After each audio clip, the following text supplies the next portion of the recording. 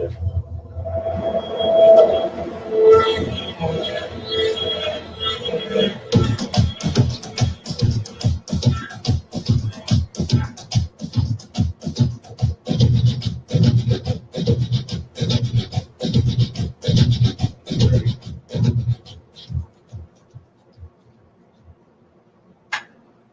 Hi, welcome to Ghost Talk. I'm Harold St. John, founder of Toledo Ghost Hunter Society. It's our case manager and my partner, Becky McClenathen. Hi. Tonight we have kind of a controversial subject that we're going to do the show on, and it's Ouija boards. Through Facebook and through text today, and talking to several friends of ours, it really is kind of a controversial subject.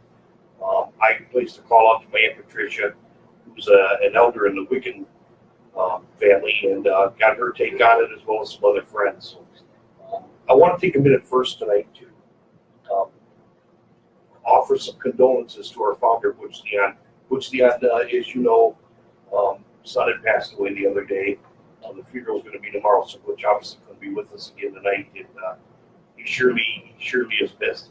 But Butch wanted me to tell everybody a great big thank you for all the well wishes that we received on the Toledo Ghost Hunters Facebook page. So our prayers are still with Butch, and obviously with Butch's entire family. So with that being said, we wanted to do the show anyways. We didn't want to hold it off. The show's been delayed several times now on the topic of Ouija boards. So I think you're the perfect guest for tonight's show.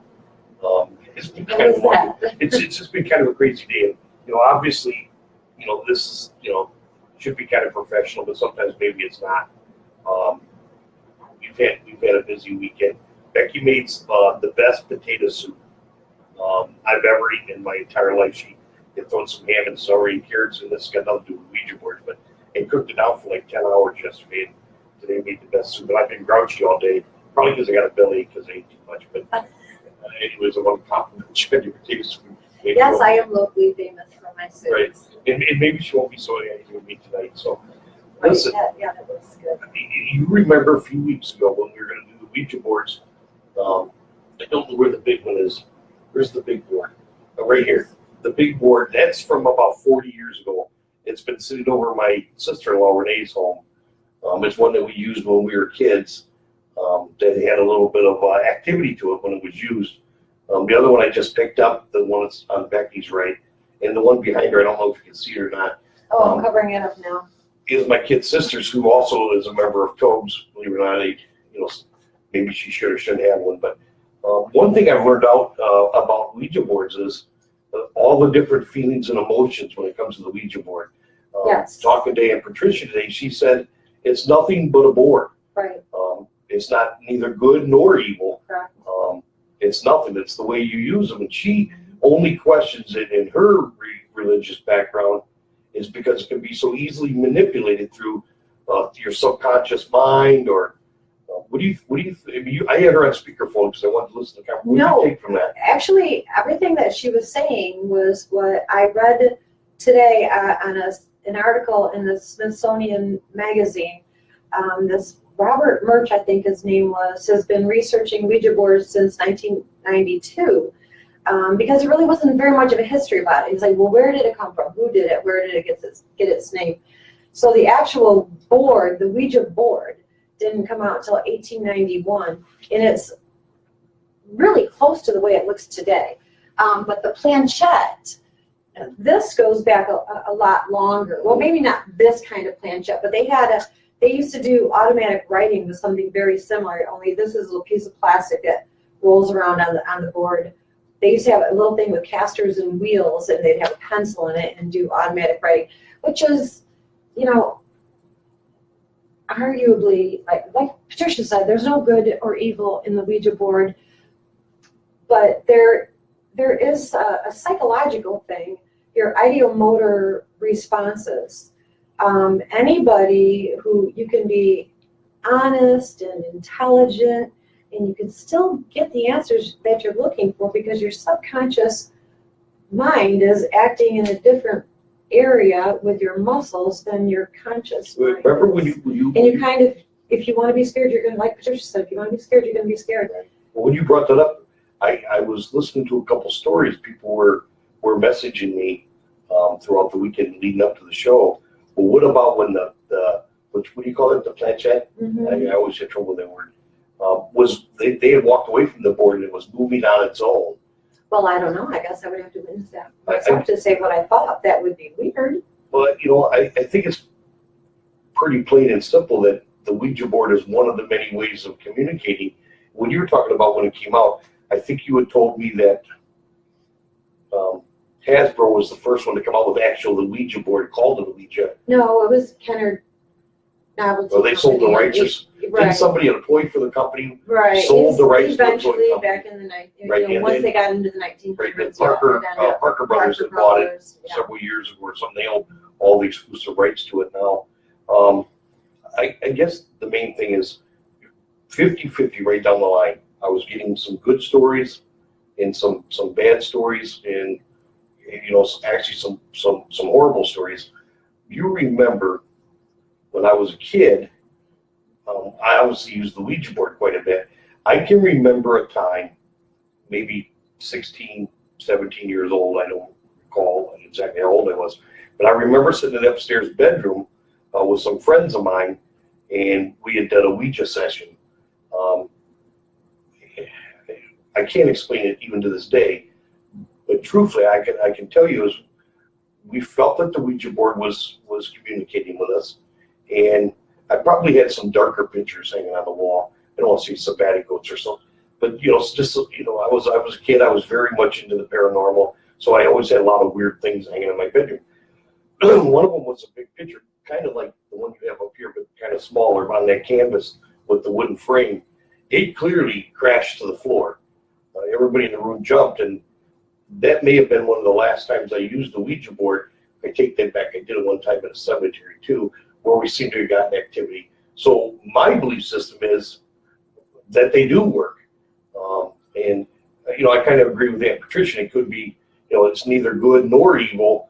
I guess it's all with your attention. It's like you're doing an EVP. You're communicating. Right. And it doesn't have to be the board. It could be just a piece of paper. I don't know. It could be anything that uses a communication tool. If there's something there that's listening to you, and maybe you'll get a response. So, you know, maybe it doesn't matter what you're using. Like we use a recorder and we get a response. Right. Because kind of the same communication thing. Boards go. I think I was reading one of the very first. I don't know if it was an automatic writing board or some type of communication board. Went all the way to 1100 AD. So I mean that's how long. Well, they used to write the letters and stuff right out on parchment. Right. And they weren't. That's how long ago that people were trying to communicate with the other side, communicate with the dead. I find that kind of, you know, to me fascinating. I think when it really became popular, I would say around 1890 or 91, after it came out, and there was this big spiritual movement in Southern Ohio. era, right. And mainly after the Civil War. It kind of was. It was World War I. They were doing it. But I mean, when the very first interest in the United States, early in the United States, was after the Civil War, when so many people were dying and people wanted to talk to their loved ones, but it wasn't really, it was still kind of frowned upon back then. But then later on, it got gained in popularity. Well, after the spiritual movement in Southern Ohio, it was not uncommon on a Sunday afternoon for groups of people to get together to sit for sessions to communicate with loved ones that had crossed on or family members or what have you, just basically communicating with the dead. You know, when the market crashed in the 1920s, 30s, when World War, like you said, World War I, after every World War, even Vietnam, there was a big upswing in people using Ouija boards, people looking for answers. And you know, mediums had to have hated the Ouija board because they were not paying anybody. They were just like all doing it, you know, for the price of a game. When it first came out, it was kind of hefty price of $1.50. Or back in the 1890s, that probably was kind of high, but it's not as expensive as going to see a medium all the time. Well, one thing's for sure, growing up Catholic, I can remember clearly my family, and they're more lenient today, but the Christian belief back then was it leads to demonic possession. Plain and simple, you're communicating. But here's the catch, even as ghost hunters, and I'm sorry, I'm getting things, I can see things here tonight, so I want to. Are you talking about Jennifer? Mm-hmm. Jennifer, hi. Thanks for joining. I'm going to answer your question in a minute. And Tramp is chimed in too. I want to say something. I lost my train of thought. The demons in Christianity, Catholic religion. You know, it's like I said, it's one of the many ways to communicate with the other side, communicate with the dead. I'm still a very strong believer in the digital audio recorder, and here's why.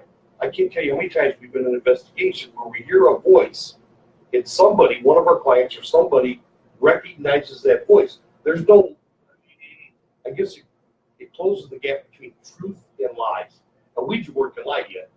That's one of the things that always scared me about it, is they can say, it could pretend that it's your grandmother, she's bringing a homemade apple pie with her, you know, go ahead, I know you have something to say about this. You know, could that be true? I don't know. But you know, the Ouija board was just like this interesting, fun thing to do. It wasn't really seen as evil until after The Exorcist came out.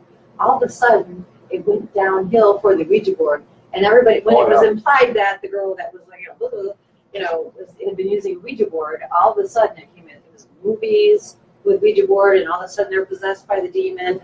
That decade, there was a whole decade where everybody was totally messed up. I made a list of some of the movies. And the Ouija boards then did become an instrument of evil.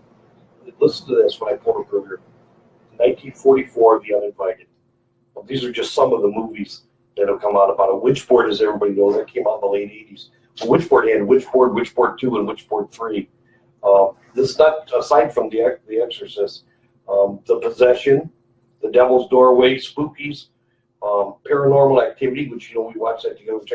But, you know, Ouija boards? Yeah. Well, you know what? I looked up a movie today that I didn't remember that there was a Ouija board in it. What's that really attractive woman?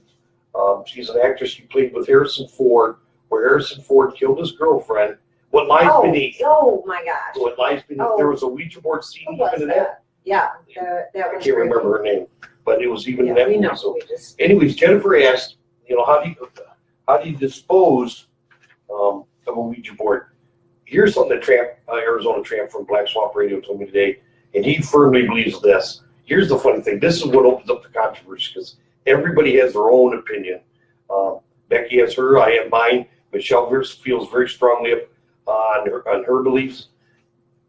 Tramp says for the Ouija board to work properly, you have to make it yourself.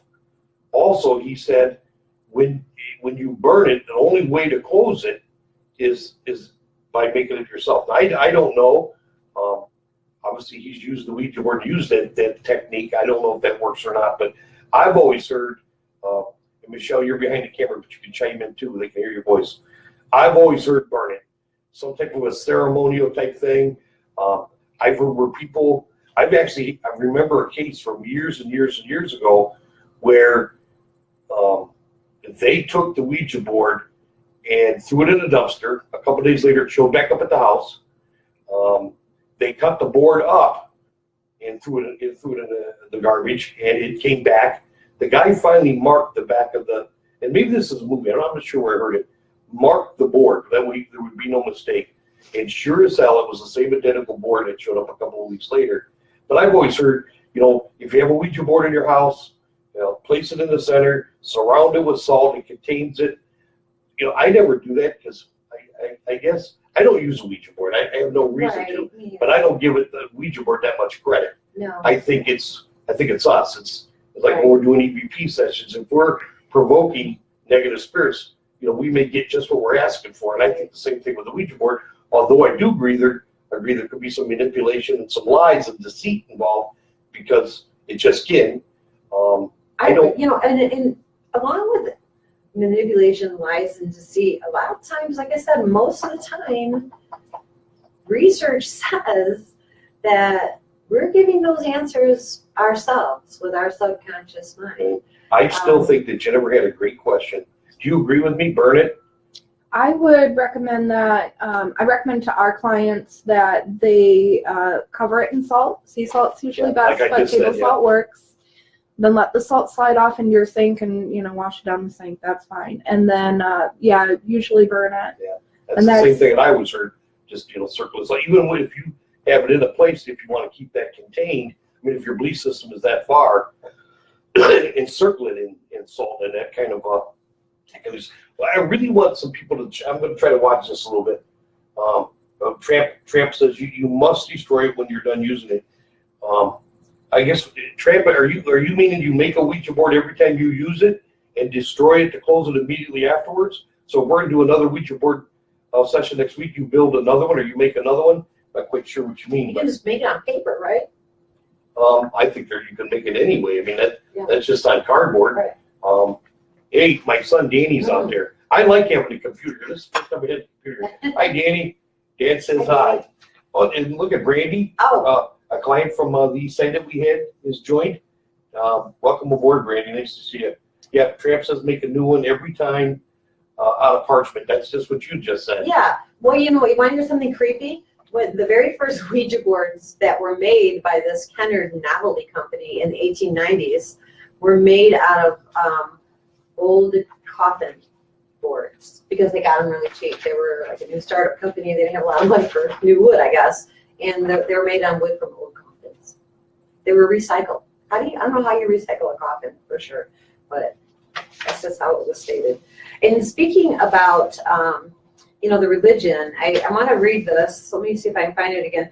Because a lot of Ouija boards are denounced by religious groups as Satan's preferred method of communication. Well, Christianity is one of them. Well, in 2001, in Alamogordo, New Mexico, people were burning it in bonfires along with copies of Harry Potter and Disney Snow White. I don't know what it has to do with Harry Potter and Disney Snow White, but they were burning Ouija boards. Christian religious groups still remain wary of the board, citing scripture denouncing communication with spirits through mediums. Catholic.com calls the Ouija board far from harmless, and as recently as 2011, the 700 Club host Pat Robertson declared that demons can reach us through the board. So there are, you know what I mean, people that, you know, strictly forbid the use of it and are afraid of it. Even in the paranormal community. Like the guy whose research I was reading,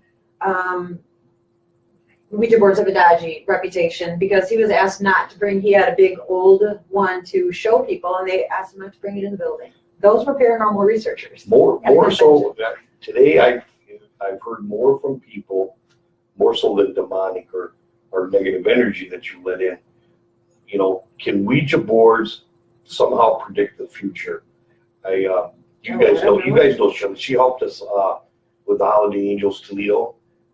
She helped us deliver the toys to the family. Yes. Shelley, she was also a student in class. She had said when she was a kid they were using a Ouija board. And this is a horrible story. I should have printed it out because I don't remember it. If Shelley's watching, correct me if I'm wrong. It said something about her father or something about an accident. And a week later, Shelley's father was killed in a car accident. Oh my God, that's so the Ouija board, they strongly felt that the Ouija board predicted the future of her father and being involved in an accident. The accident and actually losing his life. I mean, that's scary in hell. I would never touch a Ouija board after that. I mean, I have my own reasons for not using it.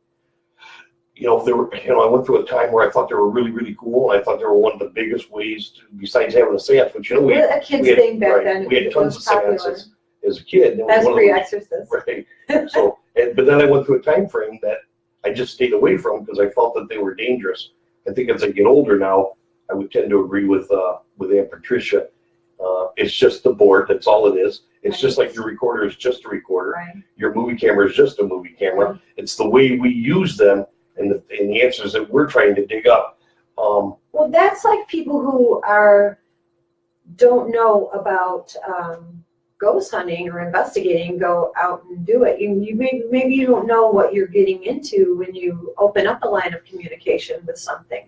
You know, you can, bring something on yourself as far as paranormal activity goes. So if I think we're on a 20-second delay.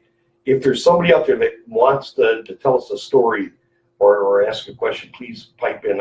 I still think that this topic is controversial, but still really interesting to me. Yeah. I want to read something, and Shelley says that the Ouija board said car accident. My mom asked how my father would die, and it's in a car accident. It came about a week later. Oh, that's That's not a sugar. that I'm gives so sorry. That is a horrible thing. That's one horrible story. I want to read. Is. I know on the show I shouldn't be reading, but I want to read this to you because. No, because I had a ton of stuff too. Okay. This is a story. There was a girl named Cindy. She was only 13 years old.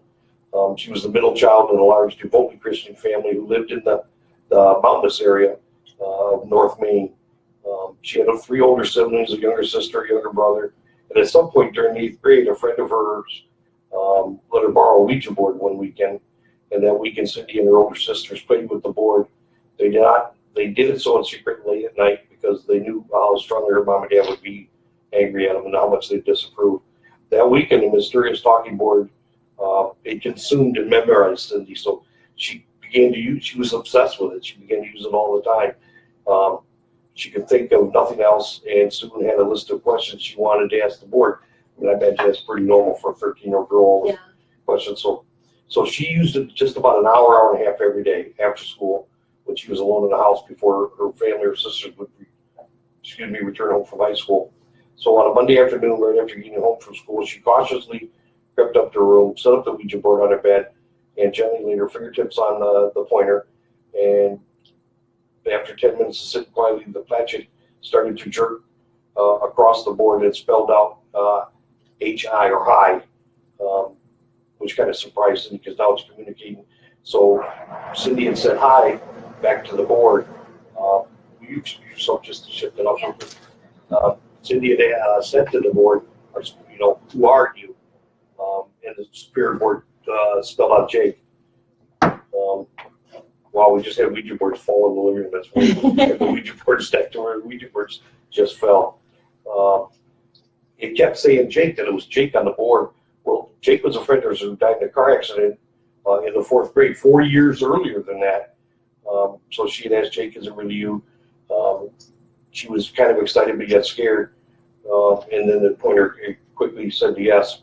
Over the next hour, Cindy held that conversation with Jake. And every day after school, she would do the same thing. But eventually, the conversations got darker and angrier. Like I had said earlier, eventually, it wasn't Jake. It was something much darker, much more negative. And it began to threaten her. And she was one of them that tried to get rid of the Ouija board, too. And it just kept showing up. And it finally announced itself as a demon. I don't know how much truth there is to that. Anyways, Cindy was eventually had a breakdown, and her parents had taken her to a mental facility to get her some help, and she had spent several weeks there. Eventually, they had to come in and do a cleansing and stuff on her. She was released, and finally got rid of the Ouija board. But there's another one of those horrifying stories, and that's why I always say, Ouija board, truth, fact, fiction, I don't know. Tell me one good thing that's come from it. I don't know. So, they used to be, kind of hokey, and then they were evil. Before that, they were just kind of entertainment. There's some kind of funny / weird things about Ouija boards I want to tell you about. People writing poems and stories that they claim were dictated by Ouija boards. This happened many times over the years. In 1916, Miss Pearl Coran made headlines when she began writing poems that she claimed were dictated via Ouija board by the spirit of 17th century English woman named Patience Worth. Then the next year, her friend Emily Grant Hutchings claimed that her book, Jap Heron, was communicated via Ouija board by the late Samuel Clemens, otherwise known as Mark Twain. I'm pretty sure that nobody believed that. She did earn some success. The first woman did, but the second one, who said it was Mark Twain, didn't. But there was a Pulitzer Prize-winning poet named James Merrill.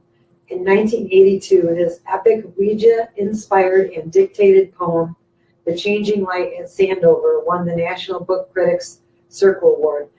Merrill, for his part, publicly implied that the Ouija board acted more as a magnifier for his own poetic thoughts rather than as hotline to the spirits. But it's still kind of you know, interesting / weird. It is weird.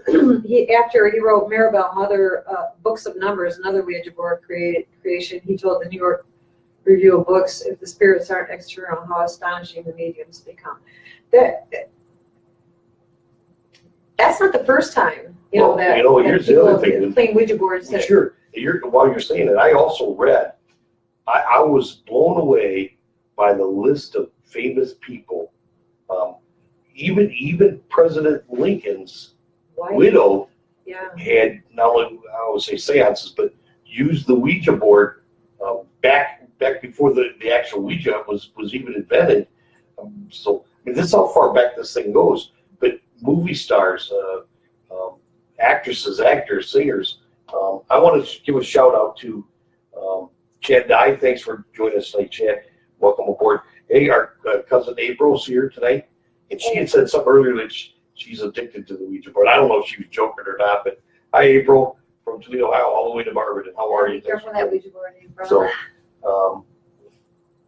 I think that someone said hi to the Crocky too. So, anyways, it shocks me how many famous people use the Ouija board on a regular basis. Some of them so much like Mrs.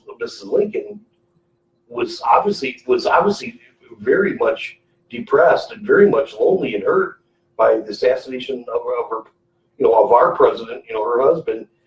Well, before that, she used communication with a different method when her 11-year-old son died.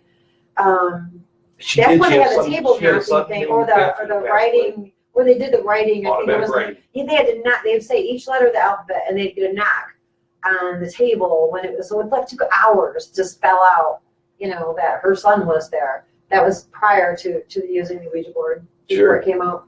Well, here's the thing. I just read a horrible story. I mean, Shelley shared what I consider to be a horrible story. Yeah. Is there any good stories out there? Is anything good come from the Ouija board? Well, the couple times that I played it as a kid, we never really took it very seriously. It was just a lot of, you're pushing the thing around. No, I'm not. Yes, you are. We did Ouija board. That's pretty much all it was about. It broke out into a brawl. Right. It was really if somebody was cheating, somebody was... Right, you're moving it. No, I'm not. I shouldn't admit to this. But and if it was my brother, 99.999% sure he was moving. Several years ago, and I think I was there. I think I must have come into it later. I don't really remember, but up at the lake in the cabin, they were doing a Ouija session, and my mother was involved. And that was just, I was beside myself. I started screaming. Mom! I freaked out. What are you doing? Like Aunt Patricia says, it's just the board. It's the way we use it. So, April, if you're still there, has anything good ever come from a Ouija board while you're using it? And why do you use it? You try to predict the future. You're trying to communicate with maybe a Barb, Uncle Bob. I don't know what your reason for using this, but I would love to hear that. If anybody else has a story to share with us, so I'm glad we did this show on Ouija boards, and I'll come up with something good here. Ouija boards. We've been kind of busy. We got a couple of investigations going on. And one seems to be maybe a little bit negative, darker energy. Are you thinking we should take a Ouija board on the investigation? Because I saw that on Ghost Hunters not that long ago. No. Well, I'm sure Zach from Ghost Hunters. They did. They were using Ouija board. And we have stamps. How old is this episode? No, they're not that old. I mean, you do that kind of stuff all the time. Yeah. No, we won't be doing that. Isn't it funny that what I'm saying is one of the first things that you ask as a case manager, even on the case that we're doing now, and we heard from the client again today, that a bathroom mirror had come off the wall and kind of flew a couple of feet right at his wife's head. After I got off the phone, obviously I'm very concerned. I'm going to stop by there tomorrow and drop off some more stuff that Michelle had given me for you to do some house cleanses and cleanses. We're in the process of going there. But one of the very first questions I asked the client, and I see you do too, has there been the use of a Ouija board? Or seances, or are you communicating with whatever you think is okay, but here's the thing. It's always Ouija board. Yeah. Is it a legitimate question to ask somebody? And do you think just by using the Ouija board, I guess what I'm saying is, it must be subconscious on our part that we think that if there's negative energy going on in the house, the first questions we ask a client, are you using a Ouija board? Are you doing seances? Like it's a bad, wrong thing to do. I know, and here's the truth. Well, because I'm a ghost hunter from the 80s. That was pounded into my head. That was part of my belief system. My belief system is, I don't think they really probably work. Or if they do, not that often. I mean, how many times are you going to start using the Ouija board and you just happen to have a spirit lingering around? You know what I mean? Are you calling them in from a distance? How does it work? Or do you or do you have to have an entity in your home and then use a Ouija board? Do we have anything happen? And really seriously, how rare is that you even have an entity in your home? Well, I'm not sure how that works. Here's another one. In all my research, pages and pages, I found nothing about that. All that it was a psychological thing. And well, here's another way. Here's another way to look at it. Could there have already been a spirit there, and then by using the use of a Ouija board, you have to have a spirit already on the premises. Or does it invite more in? Does that, if you have that? I always have heard that, but I don't. Well, just like people in Texas burning Ouija boards, does that make them right? And where's their proof that it's bringing demons in? Come on, that's just hearsay. I mean, I don't know how it really can work. You can do all your research all you want, but that still doesn't answer my question, because I kind of think, well, maybe they're kind of a joke. Maybe they could be a way to open up a communication. But really, how rare is that? Is what I want to know. I don't know. I want to stop. I want to say hi to Julia. I think it's Stein, and she says hello to Crocky. And Jeff from on Toledo says hi. Becky. Hi, Jeff. Hi. I hope you're doing well. And April comes back, who is Marjorie, says hi again, and says she's not kidding. So, I mean, obviously she's using it. Right. Listen, I want to do this show, so we have to come up with some type of an opinion. Here's my take, and this is just my theory. This doesn't have to be your opinion. Doesn't have to be your take on it, and then you can share with our Togs friends out there. I don't see anything that's ever good come from it. So it's just one of those things. And the older I get, the more I do this. I agree, it's one of the many ways to communicate with the other side. So can it work? Absolutely. Does it work? I've heard way too many stories that says it does. My own personal use of the Ouija board, nothing ever good come from it. I also believe that it leaves open a way too big of a doorway for lying, deceitfulness, and other ways in. So I'm not saying it's good or bad. This is my personal preference. I don't use them. I don't know that I would never use them. I mean, obviously we have 3 of them in the house. Well, that's a lie. I kept them out in the garage. Just in case. See, I've grown paranoid the older I get. Well, no, I was going, yeah, that's fine. Well, I'm comfortable now. Why bring anything in? It is kind of a just in case. Because you don't know. Yeah, We're constantly running around. But you'll bring a brick from the Blueville Tunnel in the house. I look out the front flower bed. That brick is so not right, haunted. but there's Nelsonville bricks on the front yard, and that's from the haunted Haydenville Tunnel. I know it is. I don't even know where that would come from. Maybe it followed us. It was an attachment, but that was last week's show. Yeah. So my take is. So what about you? What is your take on this? Would you use a Ouija board as a form of communication? Now listen, let me finish. Some people are going to use it because they're brokenhearted. They're really looking to communicate with a loved one, so the loved one can let them know that they're okay. There's many reasons why people communicate with the other side. I don't want you to look at it like a fun night. We're all drinking, we're all raising hell, and we're going to do a Ouija board. That got me thinking a little bit differently. But let me finish. You're now a widow. Your children say live in Arizona. You're lonely. Okay. You desperately want to hear from your husband or your loved one that's just passed away. How far would you go? Would the Ouija board be one of the avenues that you would use to try to communicate with a loved one? Me personally, no.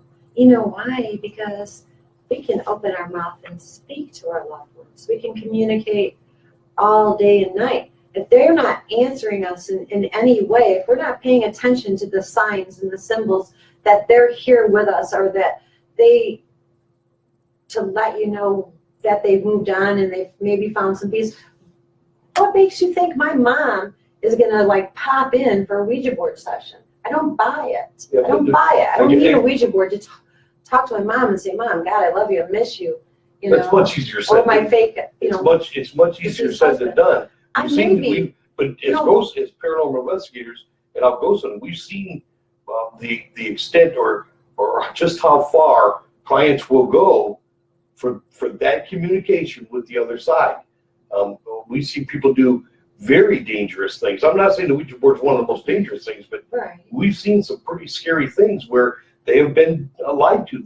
There's been a measure of deceitfulness in this, and now they've created a much bigger problem. And let me continue. And this lady, this client of ours is a sweet lady. So I'm not saying anything bad about her at all, because I would do the same thing. She lost her husband, okay? She missed him horribly. She felt as though she was being visited by him in the evenings in the bedroom, and it's not in a sexual manner by any sense of the word.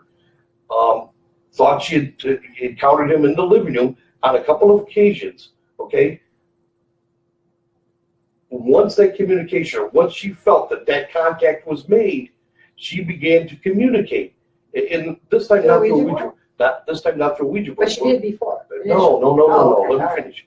It's just another form of communication is what I'm saying. But if a Ouija board can be deceitful and lie to you, listen, this lady eventually got something very aggressive in her house. We had to send Michelle over to do a house cleansing and eviction. So listen, that's scary enough when people are hurting and have lost a loved one that they've been married for 40, 50, sometimes 60 years, and now that person is removed from their everyday life. I mean, it's more than dramatic. These people are hurting. They're reaching out to, in any way, shape, or form they can for, as John Edwards would say, that one last time, that one form of communication. But listen, eventually this was an aggressive entity. I went on the house cleansing. Right, it was not her husband. It may have been at the beginning, or maybe her husband could have been there, but other things come through. And that's the old saying, a porthole's open, open several. line communication, you open yourself up to other things. My point is, I think it's dangerous enough for people. And listen, it's easy for me to say. I mean, obviously, I lost my father, I lost a couple of brothers and a sister, but it's really hard when you hurt and you're looking for the one last time. Yeah. Do we use a Ouija board? Do we do EVP sessions? I don't really think a Ouija board is the first thing a person's going to think when they want to communicate. I think they would be more inclined to go to a meeting. My point was they went to seances all the time. I mean, that's what the whole spiritual movement was about. Everybody that's ever lost somebody. I mean, nowadays, so it's not as popular? The average person. No, I don't think it is. So I really don't. Because there's that whole negative thing affixed to it now that didn't used to be there. It's gone from entertainment to. We should have checked the record of the sales from 1891 up until modern day. We should have. The sales of the sales did spike, like you said, after wars, after depression. After World War I, they said there were so many deaths and so many loved ones lost that the Ouija board spiked in sales. But I don't know if its reputation if it would get. I wonder if it did after Desert Storm. I don't know. Or 9/11. Or any of that. I don't think so. I mean, you think Ouija board sales went up dramatically? We will look into that, but I don't get the feeling. Nobody talks about it other than in a negative fashion. You know what I mean? Go ahead, Michelle. Chad Dye would like to know, how is a Ouija board any different than a voice recorder? Well, Chad, you obviously weren't paying attention at the beginning of the show. Chad is a great question. Chad is a good friend of ours that we get to work with from time to time. Erie Shores, and they run the Toledo Yacht Club. So, Chad, you know as well as I do. I think it's just one of the many forms of communication. Seances, Ouija boards, digital recorders. There's just so many different ways. I guess the biggest thing with Ouija boards, as I was saying earlier, I don't use it because of the measure of lies and deceit. Spelling something out. You missed it earlier. on a couple of different occasions, the digital audio recorder was key to helping with the case because the client recognized the voice and who it was. You can't lie with the voice. There's no deceit with the voice. The person said they were this person, and the client agreed that that's them every day of the week. With the Ouija board, you open yourself up to so many different possibilities, and as well as portholes and things coming through. I guess the bottom line is, once again, I don't use the Ouija board. I don't use it because of those reasons. It's just another tool of communication, and I suppose somebody who knows how to use it, knows what they're doing, could probably use it in much the same way as they could a recorder. My problem with them also was, I think, the psychological thing, where you are inadvertently answering your own questions. It's a high percentage of people were found to be doing that. Also, somebody that you're playing with can just be like playing with you. You know what I mean? So, like I said, me and my brothers used to brawl with it. So one thing I know for sure, one thing I can tell you for sure, the Ouija board, it within the room, it became very angry, and everybody became very hostile. And then pretty soon, a brawl broke out. And my parable was saying, when you start communicating, you don't know who you're communicating with. I guess maybe the dangers of the Ouija board are people who don't know. They think it's going to be fun, and what if they really do communicate with something, and something just happens to be hanging around and pops in, and they're totally unprepared for what could happen. I think maybe an attachment, or maybe even a haunting. I don't know. Is it possible? Here's what I think. I guess the bottom line is that we'll let everybody go. We don't want the show to drag on too long. I tend to agree with that, Patricia. It's just a board. Yeah, me too. It's your intentions. Right, can it be manipulated subconsciously? Yeah, I think so as well. Obviously, physically, obviously it can be. Is there a measure and a window for lies and deceit? Absolutely. It's just one of those forms of communication that I don't use. But I don't do seances either anymore. No. I mean, they were fun when I was a kid. I just don't do them. So. I know. And here's the thing. There's a really bad part of me that thinks, so it would be kind of fun to do a seance. Okay. I think instead of a psychic party where we have a reader come in, and I talked to Aunt Patricia today. Aunt Patricia, I wanted to say thank you for your knowledge today. Give me one more, and then we're going to start signing off here. Marjorie would like to know, is there any way to contact your loved ones and know that it is them? Through a Ouija board? I don't think so. Unless you ask them the secret question that only they would know. How about that? In all seriousness, April, I don't think so. Here's what it is. It's a yes, no, a goodbye, some numbers and spelling. If it's spelled out, Dad, April, this is from the bottom of my heart. How do you know? I mean, how do you know? Because the plan should say it. I mean, could it be? Yes. I mean, I've heard so many true stories of Ouija boards versus, not true stories or fake stories or false stories. Can it? Yes. I tend to go with our equipment. We spend a lot of money on our paranormal investigating equipment. Better ways to document the paranormal. I'm a documenter. It goes back to that.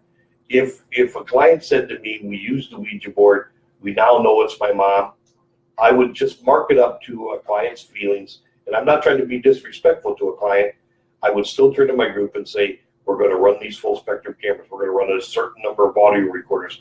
We're going to use night vision cameras. We're going to use REM pods and EMF equipment. I'm a documenter. So in order for me to state that something is absolutely without shadow of a doubt paranormal, I have to have unprecedented documentation after the recreation, the debunking, and every measure we can take to debunk something. I worked so many years that's just not going to change with me. So a Ouija board or a seance, is it proof of the paranormal? April, no. It's a personal experience, and that's all it can be for me.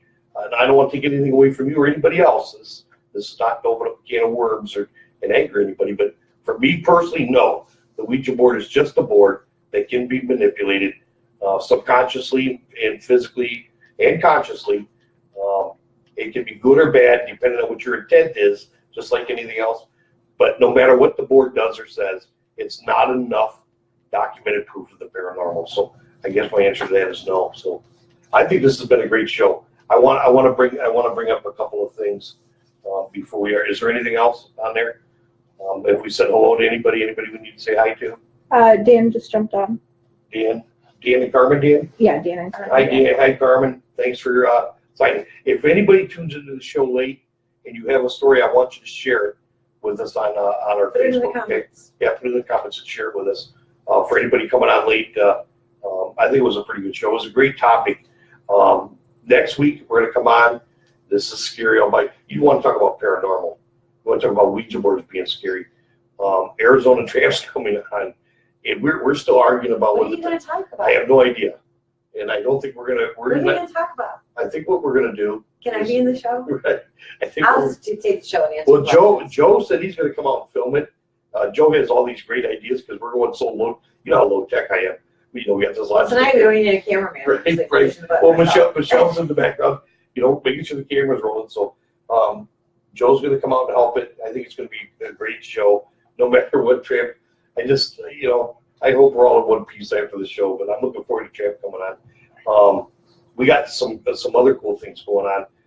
Besides, we're working on a case in the 5 Points area. I want to say hi to the client because I'm assuming maybe he's watching. And I promise you, we'll get to the bottom of it. So rest easy tonight, big guy. We'll stay on this. I'll see you tomorrow night when I get off work. And we'll stop by and we'll try to continue to help you. Hey, listen, 2 weeks from this Thursday, Go Sunny 101's coming back on at Owens Tech. Oh my gosh, already? February 1st. Oh, that's time The is classes flying are going by. to the classes are going to be on Thursdays from 6 to 8. The website is owensworks.com. It's posted all over my Facebook, so you can't miss it. But I'm going to call through. Yeah, come and join us. It is. It really is a fun class. We've been doing it so long. I'm having a blast, and everybody's been a huge help. You and Michelle and everybody, Butch and Chris has helped as well do these classes. I have all these ideas now. I must be becoming a little bit more comfortable doing the class. I have a lot of things. It's kind of a learning curve. Yeah. I want to implement. Well, I think learning Ouija curve. board. I want to just all these things that as time We goes don't by, have another you're like. class for that. So, we're going to be reaching out for our field trip. We're going to have a field trip at the end of February, and I'm hoping that we can either go back to the yacht club with Chad and Heather, or maybe we can go down to the Main Street School with Don and Kelly. I'm hoping that one of those will work out. So, and I'm going to have them on the show in February too. We haven't picked topics, but I'm looking forward to both of those guys. Don and Kelly from Fringe, and Chad and Heather from Erie Shores. So Yeah, both a couple of great groups. Yeah. Nice people. I had the pleasure of meeting them briefly a couple of Dan times. had sent me a message. Hey, you want to see the school? Jesus, that's nice. And we went right down. I thought it was really Yeah, it cool. was So, really cool. I mean, the weather's bad right now, so I just was telling Don I don't think we can have a field trip down there unless the weather breaks. But we're coming back in April to do another class. So listen, if anybody wants to do Go Sunny 101, I think you and I have talked that maybe in a couple of weeks, if things work out, that maybe we'll offer a class to somebody on some type of a like and share thing that you do. I want to make sure the class gets filled up. So either way, Go Sunny 101 comes back at Owens Community College. I'm sorry, used to be Owens Tech, on Thursdays from 6 to 8. Register owensworks.com or go to our Facebook page, and you get the phone number there. So fill that class up. Go Sunny 102 if you want to, and it'll be some classes followed by a field trip. So what else is going on? We're in the middle of an investigation. We got school coming up again. We got another potential investigation. We're just gonna run some DVR cameras for 24 to 48 hours at this place and see. Well, apparently what happens. a young man has seen a shadow figure in his bedroom. You know what? This is going to be something maybe I can bring up with Tramp. That family called me today. After yesterday I made arrangements to stop by there, took up some cameras, and during the evening the shadow figure was seen again. And for the first time they said a talk. It said, "I don't want those guys there. Do not bring Harold here. We don't want Harold here." Now, how in the heck? Just one of our fans. Yeah. So, but my point is, that's an interesting topic all by itself. How in the hell would some dark, shadowy figure, this entity, and they're swearing it's true? I mean, listen, we're going to go there and take care of it either way. My question is, when he said that to me, it's kind of like a red flag. what the heck is this thing doing in the middle of this guy's bedroom, sitting in a chair, a dark, shadowy male figure, and it's been there, green eyes, and finally out of the middle of nowhere, once there's been an arrangement made that we're going to take on this case, that this thing says, I don't want those guys here. Don't bring those people to this house, and I do not want Harold in this house. He'll get it. Your reputation precedes. Right. Either that, or either that. Yeah, or either that. This is. But you know, wouldn't it be okay? Not cool, but that wouldn't be cool. But I mean, what if we investigate there? We had an EVP that said, "Harold, I told you to stay home." Seriously, that can't happen. I ain't afraid of no ghosts. Well, we'll see. I might miss that investigation. Anyways, thanks for joining us tonight. Thanks for watching. I thought it was a great topic. We're gonna come back next week on Ghost Talk with Arizona Tramp, and Joe from 222 Paranormal is going to be here with us because he has a better way to do it. Thanks for having us. Thanks for watching. That's that. My dog obviously wants out really bad. So cut. Happy hauntings. We'll see you later. Happy hauntings.